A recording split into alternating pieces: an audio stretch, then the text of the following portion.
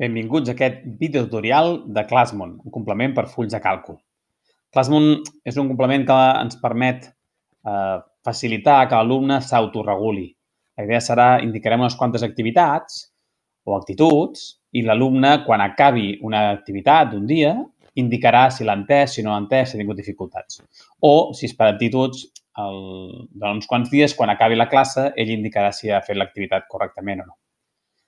Per instal·lar-lo, com tots els complements, hem d'anar a complements, baixa complements, busquem Classmon a la caixa de cerca i l'instal·lem i ja està.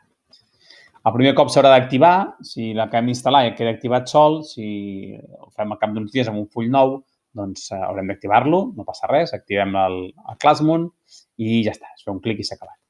Després ja anirem al menú habitual i el primer que s'ha de fer, com sempre, és crear una plantilla Classmon. El que us deia, ens ofereix activitats o actituds. Hi ha les dues opcions. O pensar que els alumnes han de fer una sèrie d'activitats i cada cop que acaben l'activitat ens diuen com ha estat, o per intentar autoregular l'actitud a classe, de treball i d'atenció, doncs durant uns quants dies de classe fem que quan acaba la classe ells han d'autovalorar-se com ha estat la seva actitud en aquella classe. No? Vaig a fer-ho amb activitats, el procediment és exactament el mateix. Ens demana sobretot que el full de càlcul estigui en blanc, hem començat amb un full en blanc, perquè si no Classmon es carregaria aquest full i l'eliminaria tot. No? El que farà Classmon és crear-nos tota una sèrie de pestanyes, veieu aquí sota, activitats, alumnes, que serà el que ens servirà per controlar el procés. La idea serà molt senzilla. El professorat indica unes activitats i crearà un formulari perquè l'alumne contesti.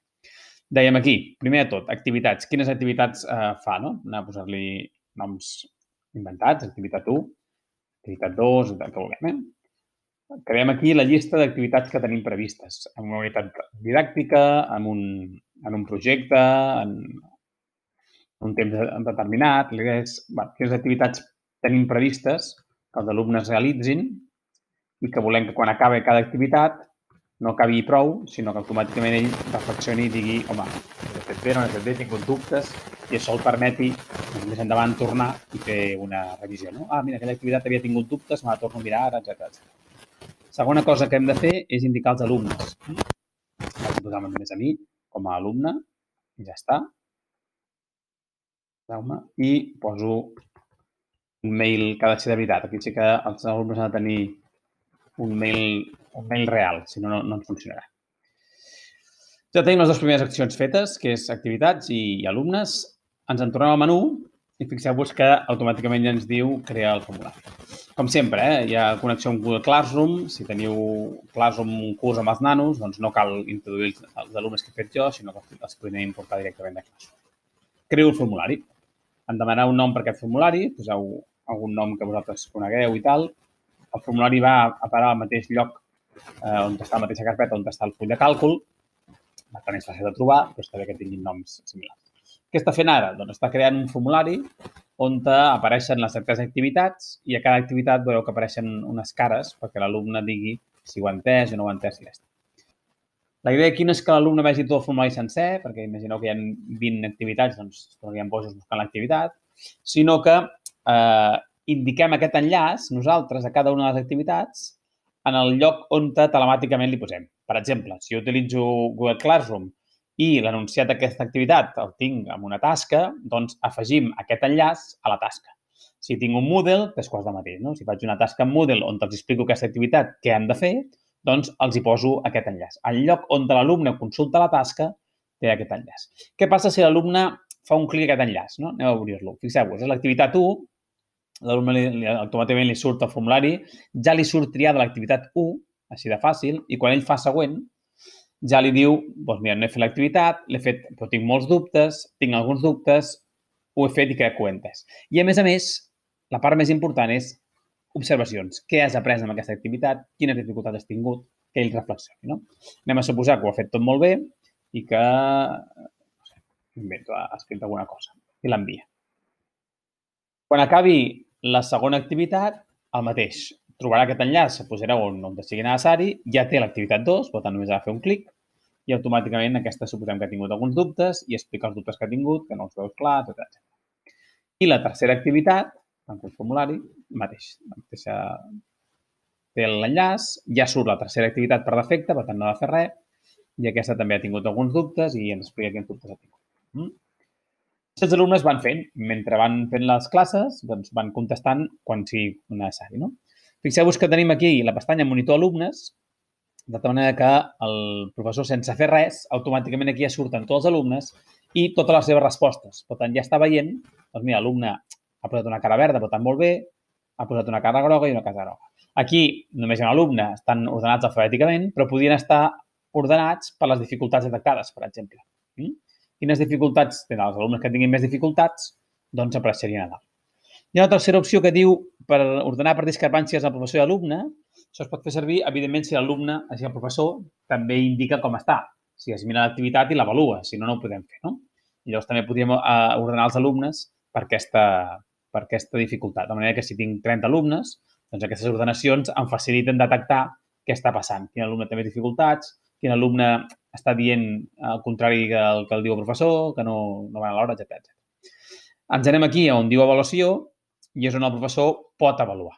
En aquest cas, ho puntua del 0 al 3, fixeu-vos, doncs s'ha mirat la primera activitat i ell considera doncs, que estava molt ben feta, la segona activitat també considera que estava molt ben feta i la tercera activitat resulta que no, que ha vist dificultats. A més, el professor té l'opció, aquí, amb el botó dret, hi ha una opció que diu insereix una nota i pot escriure un comentari a l'alumne. De tal manera que podríem posar a cada una de les tasques, quan les corregeixo, si és que les corregeixo, un comentari.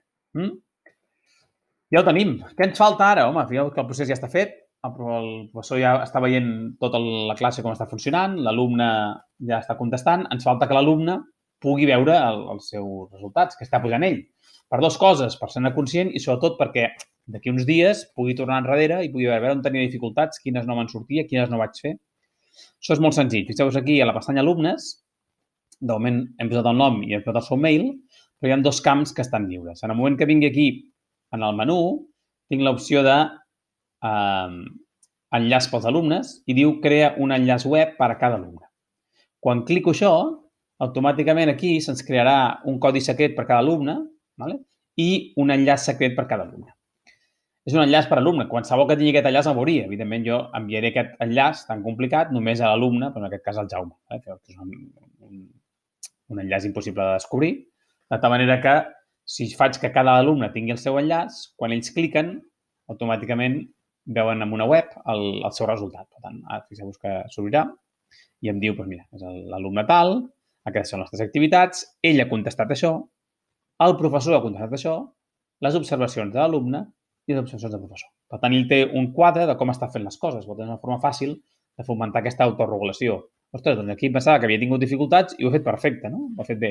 O aquí em semblava que tenia moltes dificultats i no, ho he fet molt malament. Per tant, no és algunes dificultats, en tinc moltes. Vale? Evidentment, aquesta eina no pot anar sola. Si teniu una carpeta d'aprenentatge, un diari d'aula, evidentment l'alumne, aquestes reflexions les pot afegir en aquest comentari. Pots fer un comentari dient, doncs mira, això ha anat així, he d'arreglar això, etc. El que dèiem, fomentar aquesta autorregulació i autoavaluació. Ja està. Bueno, ens faltaria fer arribar aquest enllaç. Clar, com he de copiar i enganxar cada un dels alumnes? No. Teniu aquí en el Classmon l'opció d'enllaç pels alumnes, envia. Com que hi ha l'adreça, enviem l'enllaç, cada alumne només rebrà el seu enllaç, per tant, cada alumne només veurà la seva informació. Per acabar, aquí al final de tot tenim dues coses. Una diu fitxa d'alumne. Com a professor no cal que vagi aquest enllaç. Com a professor puc triar aquí l'alumne i el mateix que ell veu en una web, nosaltres ho veiem directament al full de càlcul, amb els comentaris que hem fet.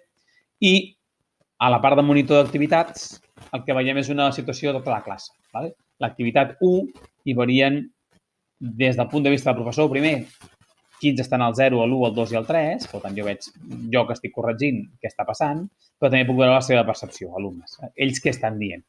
Veig aquí quants alumnes de cada han dit i la gràfica de la classe. Evidentment, aquí hi ha un sol alumne, no té molt sentit, però de tal manera que jo puc detectar ràpidament quines activitats estan presentant més dificultats o quines els sembla als alumnes que estan presentant més dificultats. I ja està, això és Classmon. Sí, és veritat que si voleu afegir activitats, resulta que hem afegit una activitat perquè no estava prevista i tal com està anant, afegeixo l'activitat 4, no? Perquè els alumnes facin l'activitat 4. o simplement encara no ho tenia previst i ara he decidit que en faig més. I aquestes coses que, evidentment, hem de fer, no? L'activitat 4 i faig també l'activitat 5.